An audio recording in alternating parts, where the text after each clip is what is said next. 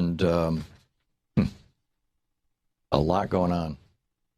A lot going on. I noticed the phone rang quite a few times, Chris, but I don't see anybody from Free Speech TV on the call, on the board here. Anybody? No?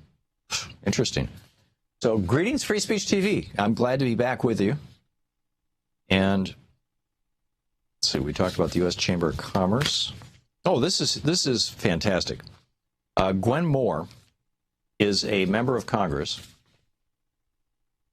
She represents the state of Wisconsin, Congresswoman Gwen Moore. And she introduced a bill called the Top 1% Accountability Act. And what the Top 1% Accountability Act would do or would say is that anyone who itemizes their tax deductions and claims more than $150,000 in discounts off their taxes, in other words, itemized tax deductions, if you get more than 150 grand wiped off your taxes because of various loopholes, then you have to submit to a urine test, a drug test, and prove that you're clean. I mean, if Republicans are going to go after poor people, as say, hey, if you're taking drugs, you're not going to get any government money. Why not go after rich people and say, if you're going to take government money, you're not going to, you can't be taking drugs? She said her office calculated that the people impacted by those who make at least $500,000 a year by drug testing those with itemized deductions, she said, this bill will level the playing field for drug testing people who are the recipients of social programs.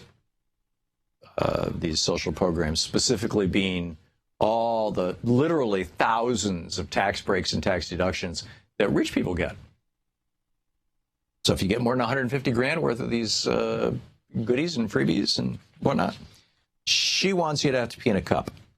I salute that. She said, by the way, she said, I've used food stamps. I've received aid for families to dependent children, Medicaid, Head Start for my kids, Title X daycare. I'm truly grateful for the social safety net.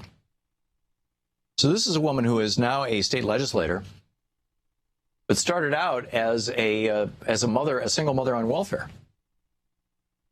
And she's saying, hey, if you're going to go after single moms on welfare and their kids, or for that matter, families, the working poor, if you're going to go after the working poor and you're going to make them, humiliate them. And we know now that the working poor, people on welfare programs are about between 1/3 and 1/2 as likely to use drugs as the rest of the population. And in some cases, it's down in the neighborhood of fewer than 10%. Not used to drugs, fewer than 10. The actual number is like, something like 7 or 8% of the U.S. population uses drugs. Among the working poor, among the people who are drug tested for the welfare programs, it's as little as 0.5% to as much as 2 or 3%.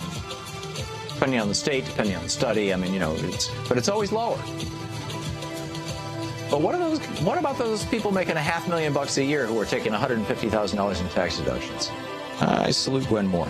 You're good. We'll be back. Stick around. To watch more clips from our programs, hit the Watch More Videos button over here. And please be sure to hit the handy-dandy subscribe button so you'll always be up to date. Tag, you're it.